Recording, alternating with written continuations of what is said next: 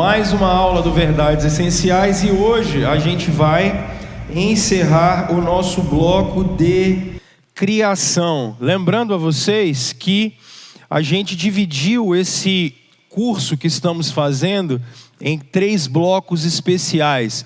O primeiro bloco é o bloco da criação. Então aqui a gente responde algumas perguntas básicas do tipo: de onde nós viemos? Por que é que nós estamos aqui? Como nós sabemos que estamos aqui nessa terra? Quem é que nos colocou aqui? Enfim, esse é o principal bloco que nós estamos terminando hoje. Então conversamos sobre a criação, conversamos sobre a palavra de Deus, conversamos sobre o ser de Deus e agora estamos terminando de falar de Gênesis 1 e 2. Só que vocês vão perceber, quando olharem para vocês mesmos e olharem para quem está em volta de vocês, vocês vão perceber que tem alguma coisa que não está funcionando muito bem. Quando nós terminamos Gênesis 1, verso 31, no último dia da criação, Deus diz que tudo ficou muito bom. Só que basta olhar para nós mesmos e em volta de nós para percebermos que tem alguma coisa que não está muito boa. Então a gente nós no cristianismo chamamos isso de queda, que é o que eu vou conversar com vocês. A partir das próximas 3, 4 semanas a gente deve conversar sobre isso. A gente deve falar da queda. Só que aí a gente se pergunta assim, aqui nós vamos responder o seguinte: por que é que o mundo está desse jeito? Por que o mundo está assim? Por que a gente enfrenta tantas coisas? Se Deus aqui disse que tudo era muito bom, por que é que o mundo está desse jeito? Por que é que a gente vive essas situações que a gente vive hoje em dia? E aí a gente perguntaria assim, bom, será que vai tudo ficar assim? Aí a gente chega no nosso último módulo, que aí vai durar mais algum tempo, que a gente vai chamar ele de Cristo.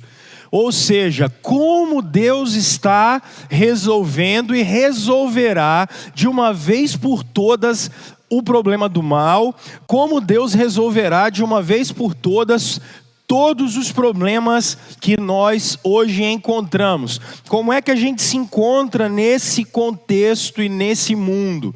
Então, basicamente, o que a gente está estudando tem esses 3 pilares. E hoje nós vamos terminar esse módulo, que é o módulo da criação. Ok? Então, vamos lá. Eu falei com vocês ainda na última aula sobre algumas coisas interessantes que foram... em Gênesis capítulo 1 fica muito claro uma dinâmica de Deus na criação. Vocês vão se lembrar que Deus criou o mundo em 6 dias. E isso foi muito interessante, porque aqui ele fez luz e trevas, aqui ele estabeleceu o céu, e aqui ele fez terra, e ele fez as águas, mas também fez vegetação. Vocês vão se lembrar disso. Então, nos primeiros dias da criação, Deus faz isso. Aqui dentro dessa vegetação, vocês vão se lembrar que tem frutos, vocês vão se lembrar que tem sementes. Então, você que é um bom biólogo, vai se lembrar que aqui tem fotossíntese, ok? Então, dá para respirar. Quando ele chega aqui no 4º, 5º e 6º dia, o que é que Deus faz? 4º dia, ele faz sol, lua e ele faz estrelas. Aqui ele faz alguns tipos de animais, tipo aves, répteis, e aqui alguns peixes. E aqui o que ele vai fazer? Desculpa, os peixes estão aqui não, os peixes estão do lado de cá. Aqui ele vai fazer peixes, aqui ele vai fazer os grandes mamíferos. E no final ele vai fazer o homem. E é aqui que a gente vai bater hoje, tá? Em quem somos nós. O que era bonito daquilo que eu conversei com vocês sobre a criação de Deus? Porque primeiro ele faz o lugar da gente ficar. Percebam a lógica organizacional de Deus. Primeiro ele faz o lugar da gente ficar. Ele faz luz e trevas e ele coloca sol, lua e estrelas. Ele faz céu e coloca aves. Ele faz terra e faz águas, coloca peixes, animais, mamíferos, animais domésticos. Deus é extremamente organizado. Por isso, no 7º dia, Deus descansa. Ok? O que significa isso? Primeiro ele faz o lugar da gente habitar e depois ele coloca os habitantes. Isso mostra não só o poder de Deus, mas mostra a sua ordem. Mostra umas outras coisas que a gente conversou, como por exemplo, a capacidade de realização que nós devemos ter, essa capacidade de nos realizarmos. Cada dia que Deus termina, Ele diz o quê? Isso é bom. É diferente da gente quando chega às 6 horas da tarde de segunda-feira e a gente fala, ainda está faltando 4 dias para sexta. Com Deus não é assim, tá bom. E quando termina o final de semana, Deus diz, uau, é muito bom. Isso é ótimo, isso é maravilhoso. Tem um senso de completude, está perfeito para Deus. E é isso que a gente conversou. E isso que é mais legal, final de ciclos. Deus descansa no 7º dia. Aqui, quando Moisés deixa esse texto para nós, gente, não quer dizer que Deus está cansado. Nossa, Deus trabalhou tanto, afinal de contas ele construiu umas galáxias ali, ele ficou meio cansadinho, né? Deus está meio ofegante, poxa, olha só, ele tem que fazer o núcleo da terra, botou magma em volta, tem a crosta terrestre, nossa, Deus está tão cansadinho, porque ele pegou um diâmetrozinho entre Vênus e Júpiter, aí ele teve que ajustar, fez tanta força, não é nada disso, gente. Aqui a grande questão que ele está dizendo é para nós, como isso é para a gente. Ok?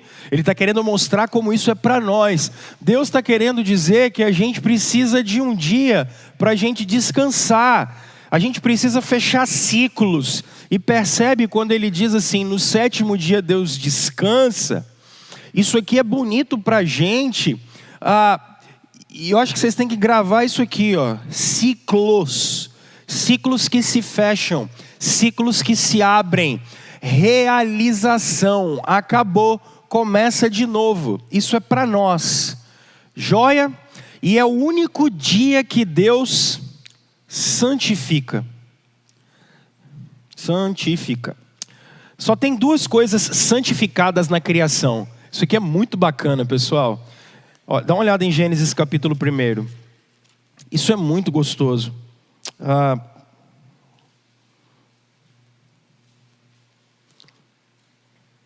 Olha que legal. Verso 26. Façamos o homem à nossa imagem, conforme a nossa semelhança. Domine ele sobre os peixes do mar, sobre as aves do céu, sobre os grandes animais de toda a terra, sobre todos os pequenos animais que se movem rente ao chão. Criou Deus o homem à sua imagem, a imagem de Deus o criou. Homem e mulher os criou. Olha que coisa curiosa. Olha o que está abençoado aqui. O homem está abençoado aqui. Deus os abençoou e disse, sejam férteis e multipliquem-se, encham e subjuguem a terra, dominem sobre os peixes do mar, sobre as aves do céu, sobre todos os animais que se movem pela terra. Disse Deus, eis que lhe dou todas as plantas que nascem em toda a terra e produzam sementes. Todas as árvores que dão frutos com sementes, elas servirão de alimento para você. E dou todos os vegetais como alimento, a tudo o que tem em si fôlego de vida. E todos os grandes animais da terra, enfim, tudo isso. Agora, olha o capítulo 2, verso 3. Abençoou Deus o 7º dia e o santificou, porque nele descansou de toda a obra que realizara da criação. Olha que legal isso. O que é abençoado na criação, no sentido de ter uma relação direta de Deus, somos nós. Olha que coisa curiosa. O que é que tem de santo na criação? A gente. Olha que legal isso, né? Quem é santo na criação? Nós. Isso é incrível.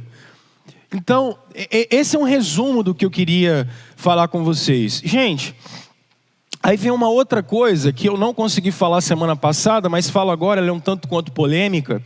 E alguns canais de redes sociais têm falado muito sobre isso, que é em relação aos dias da criação. Tem muita gente falando, mas quais são os dias da criação? Por exemplo, tem gente muito boa, tipo o John Stott, por exemplo, que é um teólogo muito profícuo, que morreu há alguns anos. O John Stott, ele acreditava que entre Gênesis 1:1 e Gênesis 1:2 existe um hiato de milhares de anos. Que tem uma grande explosão. Não dá para falar isso. Não dá. Não dá. E aí esses caras defendem que esse texto é um texto poético. Não é um texto poético. Não é um texto poético. Ele é descritivo demais para ser um texto poético. Uma poesia hebraica, ela não é assim. Ela tem paralelismos, por exemplo. Você pega os Salmos. Deus é nosso refúgio e fortaleza. Socorro bem presente nas tribulações. O que significa isso? Que Deus é refúgio e socorro. Qual é a diferença? Nenhuma, mas é ênfase. Poesias hebraicas são assim. Esse texto não é poético. Então, assim, a viagem do tamanho do mundo é forçação de barra para tentar botar evolução na Bíblia. Não dá. E entre Gênesis 1:1 e Gênesis 1:2 não tem evolução aqui. Não dá para ter aquelas maluquice do tipo a queda de Satanás, foi ali que explodiu, matou dinossauro. Não é aquilo ali. Não rola, não dá. Então, Ô Rômulo, como é que a gente interpreta isso? Primeiro, existe uma coisa que o Lutero trabalhava muito bem, o Calvino melhorou e o Bavinck, eu acho que é quem conseguiu estabelecer isso de uma maneira muito clara, que é algo que Lutero chamava de perspicuidade bíblica e que o Bavinck vai traduzir isso só como clareza. A Escritura é clara. Não tem, a regra é clara, a Escritura também é clara. E o que a Escritura quer fazer? A Escritura está a fim de mostrar tudo exaustivamente? Não. Mas aquilo que ela quer mostrar, ela mostra muito bem. É disso. E o que às vezes está obscuro em um lugar da Bíblia, um outro lugar clareia. Isso é a perspicuidade bíblica, isso é a clareza da Escritura. Então, por exemplo, número 1, quando eu olho Jesus se relacionando com o texto de Gênesis, como é que Jesus se relaciona com o texto de Gênesis? Jesus se relaciona com o texto de Gênesis dizendo: vocês não ouviram que desde o princípio o Criador fez homem e mulher? Ou seja, Jesus está lançando luz num texto que você pode falar assim, isso aqui é obscuro.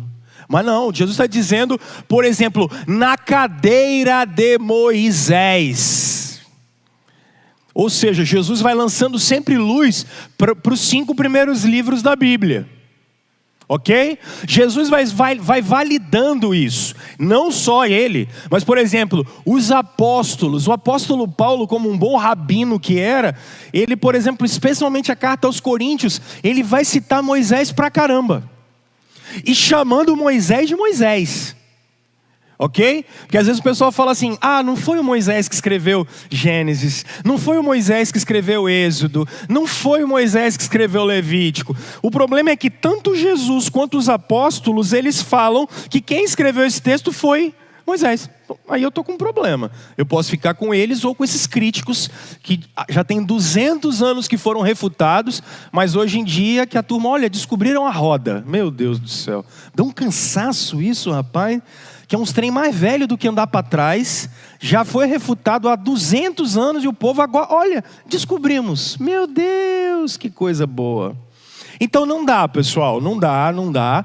Então, existe uma clareza aqui nesse texto, porque como Moisés é o autor, o Moisés, por exemplo, poderia ter falado, como eu disse semana passada, que foram as minhoquinhas do rio Nilo, como eles acreditavam lá no Egito, uma vez que o povo de Israel tinha ficado lá 400 anos, eles poderiam falar que foram as minhoquinhas lá do Egito, do rio Nilo, que criou tudo. Ele podia ter falado isso. Era como os egípcios cuidavam desse negócio. Mas não.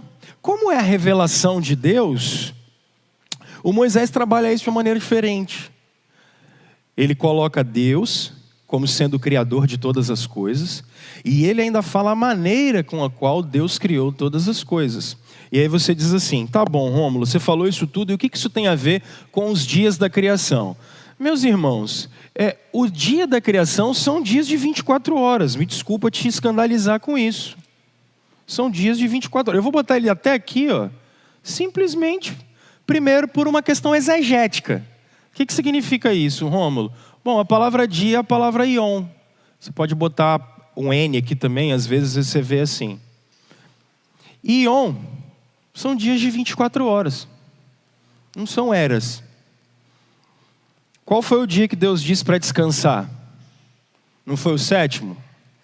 Olha a perspicuidade bíblica ou a clareza da Escritura. Vamos para Êxodo no capítulo 20. Aí você vai entender por que eu falei isso tudo. Êxodo capítulo 20, olha o verso 8. Abriram aí? Você que está em casa abriu? Lembra-te do dia, essa tradução não está boa, não é dia de sábado. Lembra-te do dia do descanso. Não é, a palavra é Shabá. Lembra do dia do descanso para santificá-lo. Que palavra é essa para dia? Ion. A mesma palavra usada nos 7 dias da criação. Agora, qual é o argumento do Moisés para isso? Trabalhará 6 dias e neles fará todos os seus trabalhos. Mas o 7º dia é o descanso dedicado ao Senhor, o teu Deus. Neste dia não farás trabalho algum, nem tu, nem teus filhos ou filhas, nem teus servos ou servas, nem teus animais, nem os estrangeiros que morarem em tuas cidades. E qual é o argumento do Moisés agora? É um argumento cultural? É um argumento científico? É um argumento geológico? Não. Pois em 6 dias o Senhor fez os céus e a terra. Pronto. Em 6 dias o Senhor fez os céus e a terra. Acabou. O mar e tudo que nele existe. Acabou. Então, meus irmãos, o que eu quero dizer com vocês com isso? Infelizmente, a gente tem pouca gente séria estudando esse tipo de assunto. E aí, a gente pega determinadas teorias e a gente passa a tê-las como verdade. E não é bem assim. Eu vejo muito pouca gente estudando a terra jovem. Eu vejo pouca gente estudando, pouca gente séria mesmo. Você vê pouca publicação sobre isso em revistas sérias ou em sites sérios. Estudando a complexidade irredutível, que é uma questão bioquímica, que inviabiliza uma terra antiga. Mas vejo muito pouca gente estudando isso. Mas são coisas que deveriam ser estudadas. Eu acho que especialmente cristãos deveriam, dentro da física, por exemplo, estudar um pouquinho mais. Por exemplo, vou falar só 2 coisinhas bobas que eu acho que deveriam ser mais estudadas por cristãos. Por exemplo, porque é que... Eu vou apagar aqui, só para dizer para vocês como é que é isso. E aí já vou dizer por quê. Se você tem uma evolução, gente, uma evolução com bilhões de anos, vocês vão ter um problema sério com a pessoa de Jesus. Porque para que exista evolução, você tem que perder uma espécie para ter outra, correto? Como é que vocês vão lidar com a morte antes do pecado? Vocês já tinham parado para pensar nisso? Como é que você lida com a questão da morte sem pecado? Se o salário do pecado é a morte, como você lida com a morte sem ter pecado? Outra coisa, quando Adão apareceu no meio desses bilhões de anos? Aí, alguns vão ter que inventar algumas loucuras, dizendo assim, Adão sou eu. Adão é um arquétipo, olha, bonito. A palavra é bonita. Adão é um arquétipo da humanidade toda. Hã? O problema é que Jesus trabalha Adão como um personagem histórico. Paulo trabalha Adão como um personagem histórico. Então não tem arquétipo. É literal. E aí a minha pergunta é, depois vocês se viram. Porque se existe morte antes da entrada do pecado, Jesus é desnecessário. Não precisava dele. São algumas implicações bobas que a gente precisa começar a pensar. E se a verdade é verdade de Deus, a gente vai pesquisar. Só que os cristãos no nosso tempo são extremamente preguiçosos. Extremamente preguiçosos. Só fazem o básico e olhe lá. E falar de vida acadêmica para cristão é coisa do diabo, coisa do ímpio, coisa do mundo. Para! Tem que ter gente boa pesquisando. Coisa séria. Porque se é verdade de Deus, quando bater na realidade, quando bater na vida, vai funcionar. Porque é de Deus, é verdade. Mas são implicações pequenas e bobas que a gente não pensa. Então, como eu estava dizendo para vocês, coisas que os cristãos deveriam pesquisar. Se o planeta Terra está aqui, ó, e eu tirei a foto dessa galáxia aqui, e eu tirei a foto dessa galáxia aqui, beleza? Quando a luz chega aqui, e quando a luz chega aqui, ó. Ok? Tá bom? Sim? Se a Terra tem bilhões de anos, pessoal, bilhões, a Terra tem bilhões de anos, beleza? Essa imagem que a gente captou aqui, o comprimento de onda dela é tão grande, mas tão grande, mas tão grande, que o que é que tem que fazer? Ela percorreu mais tempo. Então, a foto tem que chegar dela aqui jovem, mas essa aqui, o comprimento de onda dela é menor, então deu tempo dela envelhecer mais. Então ela tem que chegar aqui velha. Ok? Faz sentido? Essa aqui viajou mais tempo do que essa aqui. Certo? Beleza? Básico. Qual é o problema? Quando você entra no site da NASA e vê foto do Hubble, todas as duas são jovens. Que diacho é isso? Não faz sentido. Ou a Terra é jovem, ou o universo é jovem e ele foi criado por Deus. São coisas bobas que a gente não pesquisa. Você quer ver uma outra coisa? Que é tão boba. E eu não sou físico, hein? Eu sou péssimo em física. E sou um péssimo farmacêutico também. Mas você vê uma outra coisa que é muito boba, por exemplo, é aniversário do seu filho. E o que é que você vai brincar? Você vai brincar de encher a bola de água, que é maravilhoso. Então vamos encher a bola d'água. E aí a gente vai, enche a bola d'água e o que ela faz? Ela fica mais ou menos assim, não é? Tem a pontinha dela aqui. Aí o que você vai fazer com ela? Você vai botar ela em cima de uma mesa e você vai girar ela. E o que vai acontecer quando você girar ela? Tem um negócio chamado gravidade, tá, gente? Força centrípeta e força centrífuga. Por causa da gravidade e da força, o que vai fazer com ela? Ela vai virar um disco. Ok? Ela vai virar um disco. Por quê? Porque tem água dentro dela, a casquinha é muito pequena. Quando você girar... O problema é que o planeta Terra tem uma crosta terrestre que é dessa finura aqui, ó. E ele tem um negócio dentro dele que é chamado magma, que é rocha líquida. Girando a 1000 km/h. Por que a gente já não achatou em tantos bilhões de anos? Porque a Terra é jovem. Só que cristãos não pesquisam sobre isso. Não pesquisam. Pelo contrário, eles entram em universidades e eles viram ateus, ou eles aderem a algumas coisas. Aí você se vira com Jesus depois, ok? Vamos lá. Então, dito isso, esses dias de 24 horas, não tem problema com isso não, tá?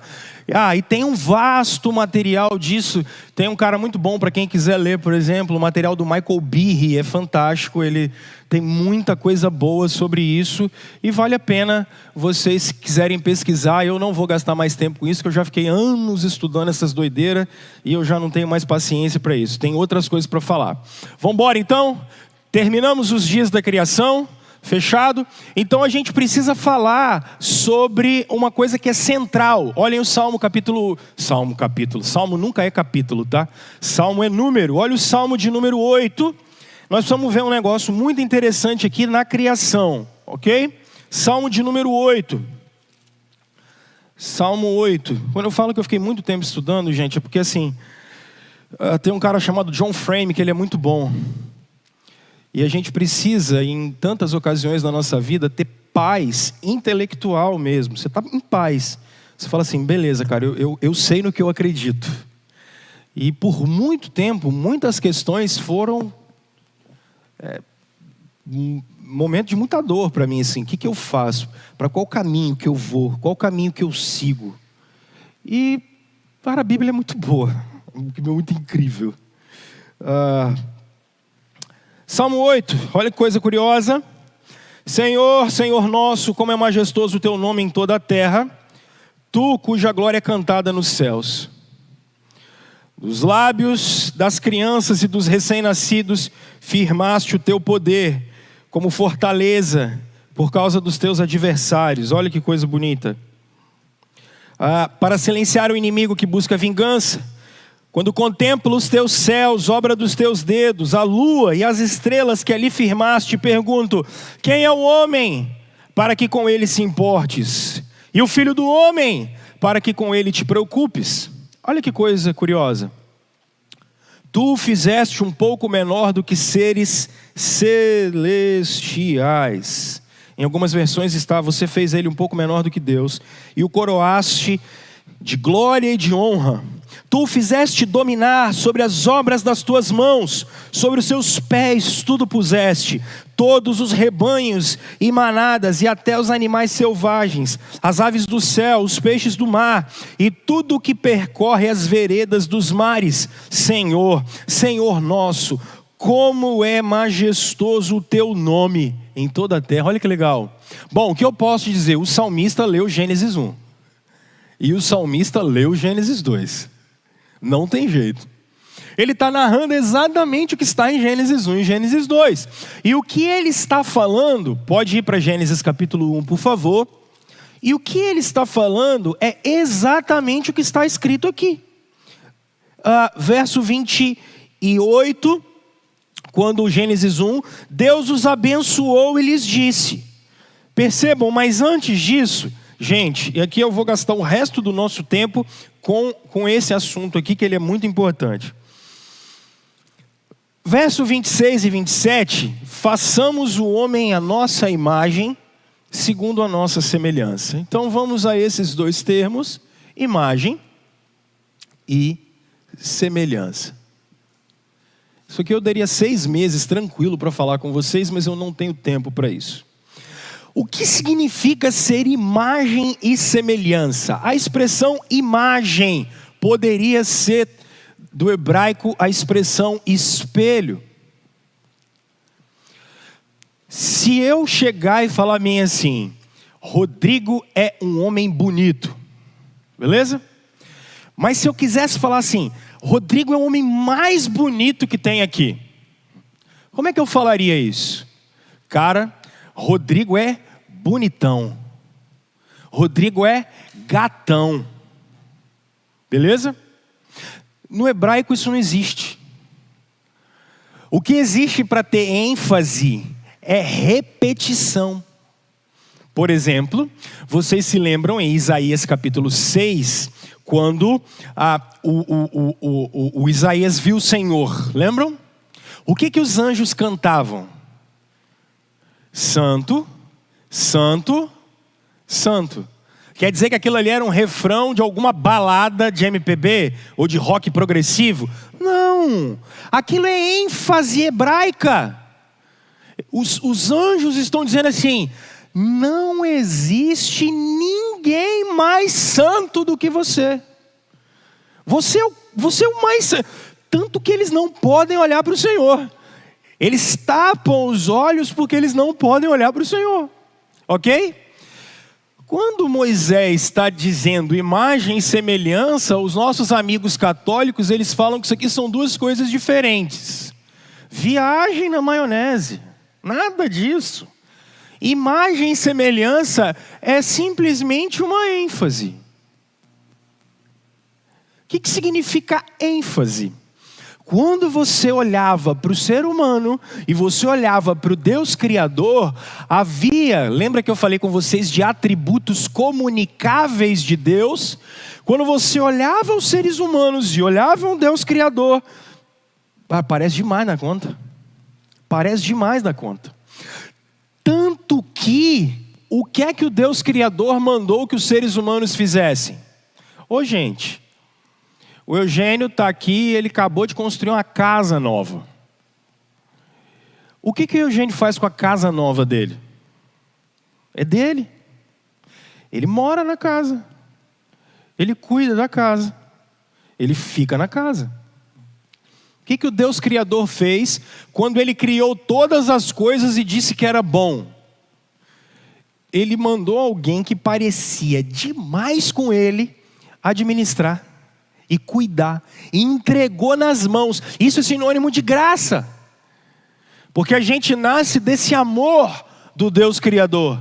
Ele olha a criação e Ele coloca a gente para cuidar dela. Olha que coisa especial. Por isso que Ele abençoou a raça humana. Então, Ele está olhando, e o que a Bíblia quer dizer?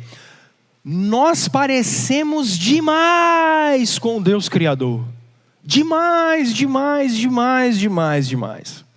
E o que é isso? Então, eu vou a um teólogo chamado Berkoff agora para falar com vocês o que é essa imagem e semelhança. E depois eu vou a um filósofo chamado Hermann Doever para trabalhar um pouquinho do que é essa questão da imagem e semelhança e como ela nos ajudaria hoje a resolver alguns problemas que nós temos, ok? Vamos lá então.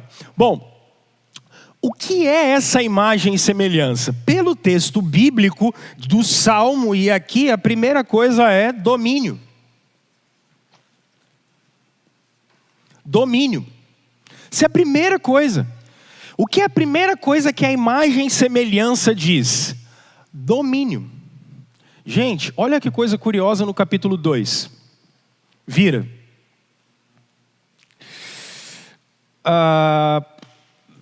Verso 19. Capítulo 2, verso 19. Olha como é lindo isso. Olha o que é domínio. Depois que formou da terra todos os animais do campo e todas as aves do céu, o Senhor Deus trouxe para quem? Para o homem. Para o homem fazer o quê? Para o homem ver como esse lhe chamaria. Por quê? Porque a realidade é significado. A realidade é significado. Preste atenção nisso. Eu citei o Rodrigo que está aqui, que é professor de educação física. Então, a gente acabou de descobrir uma nova teoria. Vou inventar, tá?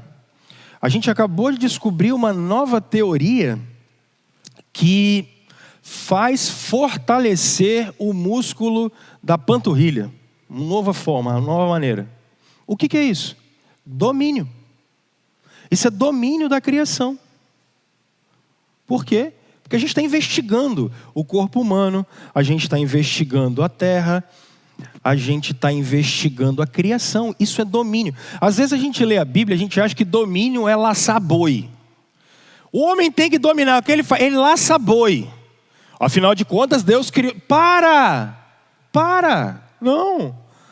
A gente desenvolveu um tipo de cirurgia cardíaca nova e a gente conseguiu desenvolver um coração artificial que você bota no lugar e ele funciona. Isso é domínio, gente. A gente está dominando a criação. Mas eu acabei de ler uma notícia ontem de uma empresa que o governo americano vai subsidiar para levar a rapaziada para fazer viagem até a Lua. Olha que legal. Isso é domínio. A gente está investigando a criação de Deus. A gente está chegando em outro lugar investigando a criação de Deus. Qual é o problema? O problema é que a gente fez uma separação entre fé e ciência, que é a coisa mais absurda que já inventaram. Para! E ainda usa que a letra mata e o espírito vivifica. Para! A letra mata porque quem mata é Moisés. Quando eu olho para a lei de Deus, eu morro, porque eu sou pecador. E o que vivifica? Cristo, o Espírito, a lei da nova aliança. Domínio é cuidar da criação de Deus. Domínio é cuidar da criação de Deus. Eu fiz, na época, eu lembro de fazer 2 matérias interessantes na faculdade de farmácia, que era muito bacana, que a gente ficava pegando um monte de erva e fazendo chá naqueles negócios. Uma era botânica e outra era farmacognosia. Mas de onde apareceu isso? Por que vocês tomam antibiótico? Você tem noção? Por que você toma antibiótico? Porque cortaram uma árvore e começaram a ver aquele trem pingando. E quando pingava, rapaz, não é que matava as bactérias. Os caras falaram, opa, vamos olhar esse negócio mais de perto aqui, ó. Rapaz, esse trem, se a gente botar esse negócio no comprimido, isso resolve para nós. Isso é domínio, gente. Isso é domínio. Então, não existe nenhuma área que Deus não seja o Senhor. Ah, mas pastor Romulo, nas ciências sociais, vou falar delas agora. Mas é domínio. Por que tem dinheiro? Por que tem moeda? Por que tem carro? Por que tem avião? Por que tem essa estrutura inteira aqui? Porque a gente está dominando a criação. Agora imagina se não tivesse tido pecado, hein? Rapaz, olha que doideira. Que loucura, cara. Isso faz a gente valorizar mais a obra de Cristo. Porque vocês imaginam como vai ser no novo céu e na nova terra? Imagina a gente investigando a criação no novo céu e na nova terra. Imagina você tendo a oportunidade de investigar a nova criação pós-vinda de Jesus. Isso é muito bom. Eu sei que você queria virar anjo, mas não vai. Você vai trabalhar a eternidade inteira. Eu sei que você queria ficar com esse corpinho, sem corpinho, imaterial. Não, nós vamos falar disso depois. Isso é domínio, gente. Só Deus tem isso. E Deus deu isso para nós. Dominar a criação. E o que a gente está fazendo aqui? É uma escola. Isso aqui é domínio. Como é que os filhos de Adão iam aprender a vida? É domínio. Eles iam ter, por exemplo, ia ter um cara que ia ter descoberto um negócio, ia botar os piazinhos dentro de um lugar e ia ensinar para eles o que é, ué. Simples. Não tem muito mistério. Só que a gente tem uma visão de Deus meio abstrata. E não é, Deus se fez carne, tá? Segunda coisa que é domínio. Aí é domínio. Segunda coisa que é a imagem de Deus. Dá uma olhada em 1 de Timóteo, capítulo 6, verso 16. É muito gostoso esse texto. Paulo está falando para o Timóteo algo muito legal, que eu acho que serve para a gente aqui agora. Vou tirar meu clipezinho daqui. Timóteo 6,16, olha que legal. Vê o 15, ó. 14. Guarde este mandamento imaculado e irrepreensível até a manifestação de nosso Senhor Jesus Cristo, a qual Deus fará se cumprir no seu devido tempo. Ele é o bendito e único soberano, Rei dos reis e Senhor dos senhores, o único que é imortal. O único que é o quê? Imortal. E habita em luz inacessível, a quem ninguém viu nem pode ver. A ele seja honra e poder para sempre. Amém. Quando é que a morte entra na criação? Depois do pecado. Ok? Depois do pecado. Quem é o único imortal? Deus. Mas olha que interessante. Sem pecado, a gente é imortal igual ele.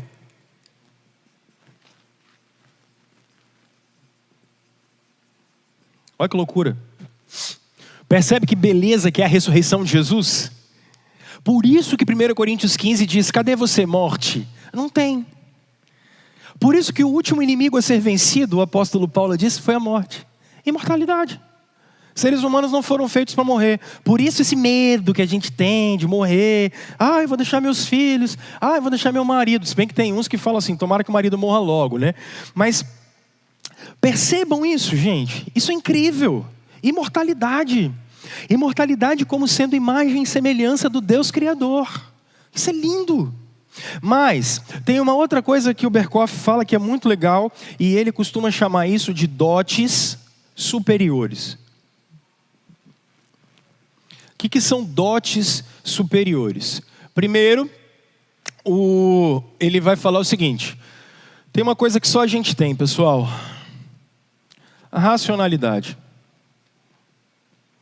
Ninguém mais tem isso. Ninguém consegue desenvolver linguagem igual a gente. Não dá. Aí que vocês vão ter um problema. Se quiser acreditar lá no homem de Neandertal, aí você fica, problema seu. Se vira. Mas quem consegue desenvolver tico e teco é só a gente. Só a gente.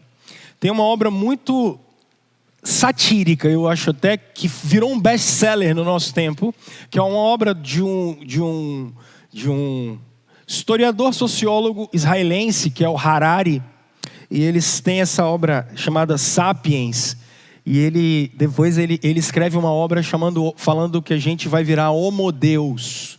É muito legal essa obra, para você saber o que não deve fazer e no que não deve acreditar. É maravilhoso, porque como ele é um evolucionista na cosmovisão, então ele começa a falar assim, olha, o que vai acontecer no futuro? E esse cara é o guru de tudo quanto é cara, de Barack Obama, de Macron, ele é o bambambam de todo mundo.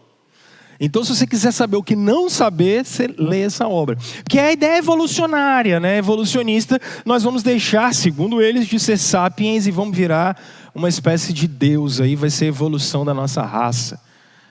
É difícil acreditar, né? É bonito, gente. É umas 500 páginas assim, muito bem gasta, mas só falta ser verdade. Mas é legal. Vamos lá, então. Uma outra coisa, gente, que só a gente tem é espiritualidade. Espiritualidade. Ninguém mais tem isso. O que é isso, Rômulo? Só a gente se relaciona com Deus Criador dessa maneira que vocês estão aqui, ó. Culto. Se reúne, ora. Você não vê uma paca orando. Você não vê, sei lá, uma preguiça parando com as mãos ajoelhadas, falando Deus Altíssimo, Todo-Poderoso. Não faz isso. Você não vê o sol todos os dias dizendo, Senhor, está tudo bem aí com o Senhor e tal, o Senhor está bem. Não tem. Só a gente tem isso. Só a raça humana tem esse negócio. Só a raça humana tem essa aliança com Deus Criador. Ninguém mais tem isso. Tanto que o Filho de Deus não se fez paca, não se fez hamster, não se fez rato. O Filho de Deus se fez homem. Homem. Para nos representar diante dele. Isso é imagem e semelhança. Percebem como é que a Bíblia está toda conectada e ela é toda linda nisso? Esse exercício espiritual de relacionamento. Vocês vão perceber, eu vou falar isso com vocês depois. Logo depois do dilúvio, o que os homens fazem? Babel. Babel é a tentativa da gente construir espiritualidade sem Deus. A gente vai chegar até o céu. Isso é a maneira da gente construir espiritualidade sem Deus. Querendo a gente mesmo resolver os problemas da gente. Por fim, sobre ainda dotes superiores, existe uma coisa chamada santidade original.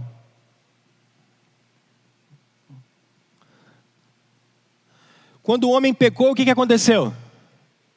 O homem se tornou como um de nós, conhecedor do bem e do mal. O homem no seu estado de criação, e aqui eu posso usar esse termo aqui sem problema nenhum, esses dois. Isso aqui é ética e moral. É ética e moral do que é certo, do que é errado. Só que a gente nasceu com o coração inclinado para o Deus Criador. Isso é originalmente imagem e semelhança, pessoal. É isso. Se você olhasse para o homem, ele era extremamente reto, justo. O exercício da sua espiritualidade, do seu relacionamento com Deus Criador era 100% imortal e necessário desenvolver a criação. Eu vou falar com vocês lá para frente dos efeitos noéticos do pecado, os efeitos na nossa mente do pecado, que atrapalharam especialmente o domínio e especialmente os dotes superiores. Tanto a nossa capacidade de desenvolver a criação, a nossa capacidade de espiritualidade e a nossa capacidade moral. Isso é imagem e semelhança. Ok? Anotem as dúvidas para me mostrar depois. Mas algumas questões são muito interessantes. E é por isso que nesses minutos finais, eu quero trabalhar com vocês uma coisa muito bacana. Bom, A Bíblia diz pra gente que o homem é imagem e semelhança do Deus Criador. O que deve definir o homem? O que te define? O que me define é o que eu sou em Deus. Isso é o que me define. Que tipo de homens existem? Homem e mulher. Unidade na diversidade. Isso é complementarismo. Homem e mulher. Complementares. Show? Por que homem e mulher? Homem e mulher. Porque isso é um reflexo de imagem e semelhança. Percebam. Qual foi a outra ordem dada aos seres humanos? Cresçam, multipliquem-se. O que era para ser feito ali? Por que a gente tem filho hoje? Porque alguém, para ser um homem, precisa plantar uma árvore, escrever um livro e ter filho. Olha só que loucura. O que define um homem? Plantar uma árvore, escrever um livro e ter filho. Mulher tem filho para quê? Para se sentir mulher. A Bíblia diz que a gente tem que ter filho para quê? Para que os filhos de Deus continuem. Tem nada a ver com a gente. É para que a linhagem do Senhor continue. Por isso ele mandou. Ele falou, encham a terra da minha imagem. Encham a terra da minha semelhança. Por isso que a gente batiza criança. Por isso que a gente coloca criança na aliança. Porque nós entendemos que a promessa é para nós e para os nossos filhos. Ok? Mas no nosso tempo, existem várias maneiras de você definir um homem. Que não é a maneira de Deus. Então preste atenção no seguinte. Quando eu olho uma pessoa, estou olhando o Felipe que está sentado com a camisa amarelo ovo ali. Pô, beleza. Quantos tem ali? Um. Então, eu vou fazer de cá para cá, tá? Então, em primeiro lugar, só tem um. Mas, quando eu olho 2 braços, uma cabeça, ele ocupa um lugar no espaço. Olha aqui, ó. Não posso que eu saia daqui. Olha esse quadro. Ele ocupa um lugar no espaço. Mas a gente pode ir mais.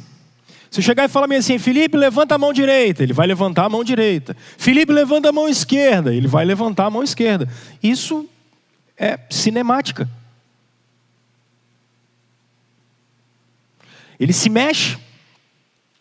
Mas, se eu for bater na mão do Felipe, dá para bater na mão dele? Dá, porque eu não atravesso. Porque isso é o quê? Físico. Olhando vocês, ó, físico. Beleza. O Felipe vai almoçar. Ele vai ter fome. Depois que ele tiver fome, fica com aquela barriga cheia, vai dormir. Por quê? Porque tem vida. Isso é biológico. Isso é biótico. Mas a gente vai mais além. Porque quando eu olhar para ele, por exemplo, ele tem sensações. Tem emoções. Hoje de manhã ele acordou, chorou, olhou para Letícia, falou, tô velho, feio, chorou. O que é isso? Isso é psíquico.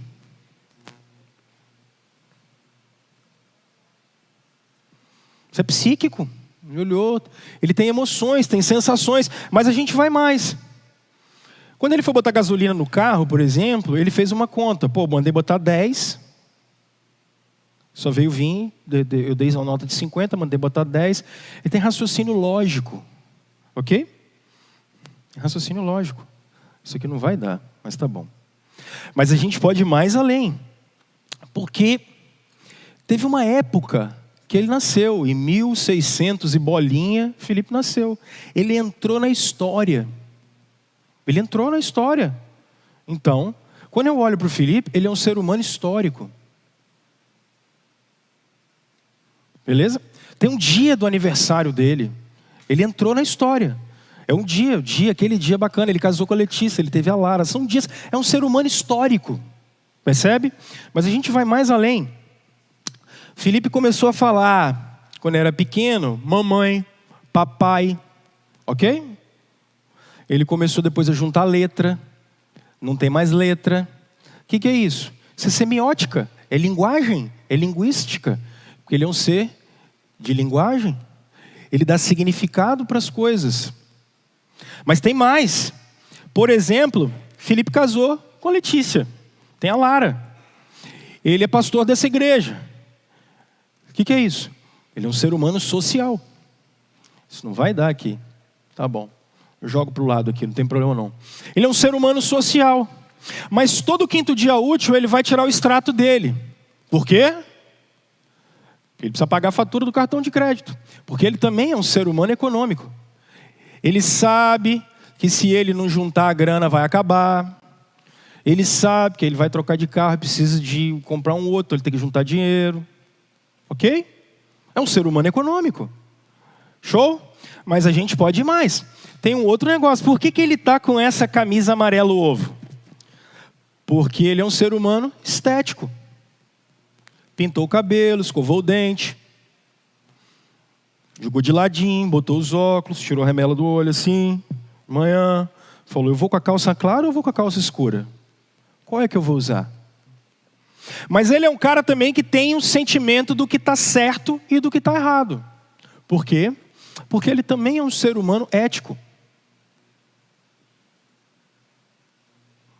Ele sabe o que é certo, ele sabe o que é errado. Mas a gente pode ir mais além. Perdão. Ele é um ser humano jurídico. Perdão. Por quê? Porque o Felipe vê jornal e ele fica chateado com o STF. Ele fica chateado com essa confusão toda. Mas ele também é um ser humano que sabe o que é certo e o que é errado. Ele é ético. Mas lá no alto da escala, ele e todos os seres humanos têm um negócio. Que é como ele se relaciona com Deus Criador. Percebe? Isso aqui é a maneira que os neocalvinistas vão tentar trabalhar imagem e semelhança. E deixa eu aplicar isso aqui para poder terminar. Eu quero trabalhar isso mais tempo com vocês. O Arthur e eu temos estudado isso aqui há alguns anos já. Exatamente porque eu quero responder algumas perguntas de vocês. A Bíblia, por exemplo, trabalha homem e mulher. Ok? Certo. Um dia atendi uma moça que dizia para mim assim: pastor, eu tenho que valorizar... Eu vou ser cancelado com certeza, mas eu não estou nem aí. Eu tenho que valorizar a minha negritude, porque a branquitude é um negócio muito feio. O que é isso? Isso é engenharia social. Por quê? Porque divide seres humanos entre pretos e brancos. E o que a Bíblia diz? Existe diferença entre pretos e brancos? Não. Numa sociedade parda como a nossa, então, miscigenada, é porque a gente fica importando sociologia de americano e bota para cá. E fica importando sociologia de francês e joga para cá. Aí, por exemplo, se 4 brancos matam um negro, aí é racismo. Mas se 4 negros matam um branco, não é nada. Porque, segundo Bourdieu, não tem relação de poder entre brancos e negros. Olha que loucura. Que maluquice. O que é isso? Isso é idolatria. Por quê? Porque a gente definiu seres humanos a partir de quê? Cor da pele. Olha só, olha que loucura. Cor da pele, ó. Eu peguei um aspecto de toda a criação, de todo o espectro de Deus, e eu defini o ser humano pela cor da pele. Olha que loucura. O nome disso para o cristianismo é idolatria. Por isso que vocês me vêm falando contra movimento de identidade, falo contra, e vou falar contra o resto da minha vida, porque é idolatria. É idolatria. Racismo estrutural, e blá blá blá, isso é idolatria pura. Eu peguei um aspecto da criação, que é o tanto de melanina que eu tenho na minha pele, e eu defini o ser humano por aquilo. Olha que loucura. Isso é maluquice. Isso é loucura, loucura, loucura, loucura. Isso é uma idolatria fora de série. O que está acontecendo no Brasil e no mundo, isso é loucura. Você quer ver uma outra coisa? Olha o que aconteceu do século XIX para cá. Como é que a gente definiu o ser humano? O homem de Karl Marx, econômico. A gente definiu as pessoas com um aspecto da criação. Isso é idolatria. Eu peguei o dinheiro e eu defino o homem pela capacidade dele comprar ou não. Então a gente cria uma sociedade de classes, tem ricos e pobres. Vocês estão no meio dessa confusão toda aí. Vocês estão no meio desse balacobaco todo. E o cristianismo não tem nada a ver com esse negócio. Ele é uma proposta completamente fora disso. Imagem e semelhança. Aí vocês querem ver uma outra coisa? Por exemplo, volta 2.500 anos. A Grécia Antiga tinha uma coisa muito interessante que era a pederastia. Por exemplo, como é que funcionava na Grécia? Eu tinha um filho jovem, então o que eu faria com ele? Eu colocaria ele aos pés de Platão. Ou eu colocaria ele aos pés de Aristóteles. Então era muito comum os homens mais velhos terem relações sexuais com os homens mais novos. Especialmente com os adolescentes, no processo de formação, era a cultura deles. Você nunca ouve nem Platão, nem Aristóteles falar de um homem ou de uma mulher gay. Não existe isso.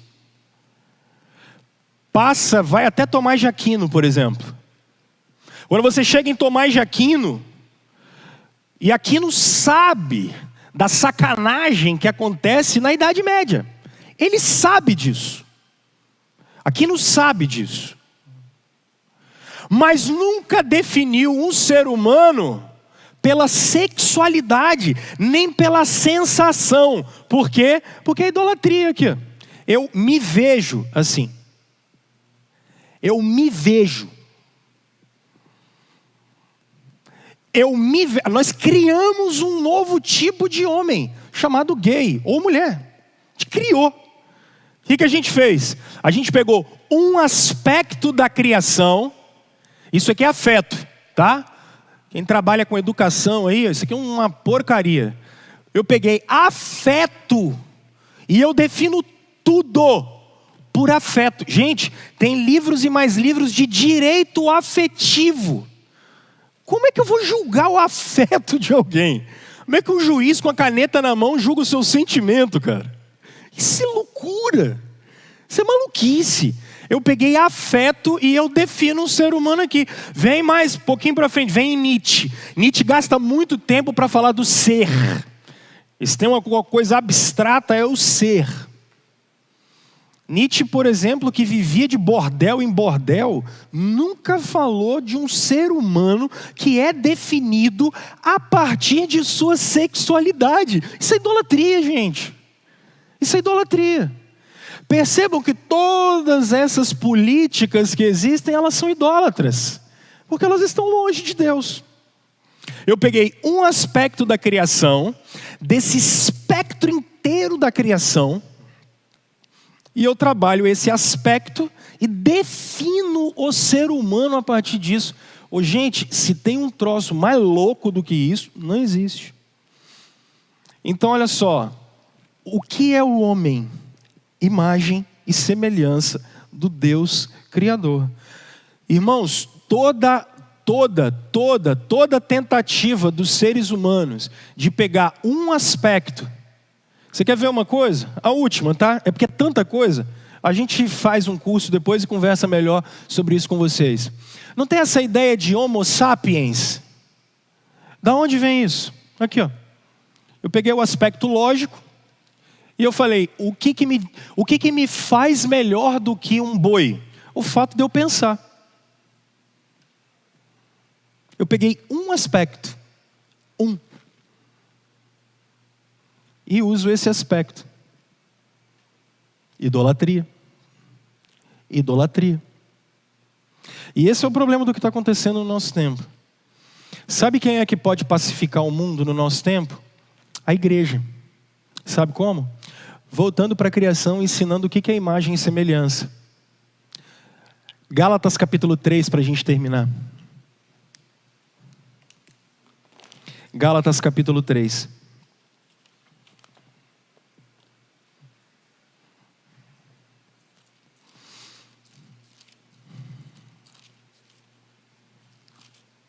Gálatas 3, olha que interessante. Verso 26. Isso aqui você tinha que decorar, tá? Gálatas 3.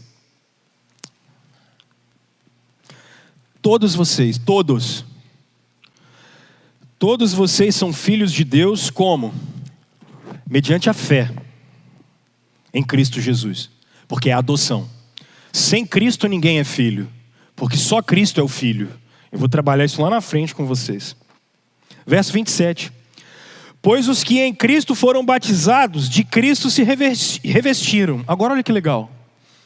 Não há judeu nem grego, escravo nem livre, homem nem mulher, pois todos são um em Cristo Jesus. Todos são um. Não tem branco e preto. Aqui na hora de tomar Santa Ceia, homem toma junto de mulher. Mulher não toma depois de homem. Não tem essa história. Não tem machismo no cristianismo. Essa coisa enjoada. Não tem patriarcado no cristianismo. Não existe esse troço chato. Aqui todo mundo é tudo em todos. É essa mensagem que pode pacificar essa guerra doentia que a gente vive. É a gente voltar para toda a criação e todo o desígnio de Deus. Eu acredito numa nova reforma daqui uns 100, 150 anos. Porque a gente vai poder começar a ensinar isso para essas novas gerações. Ok, gente?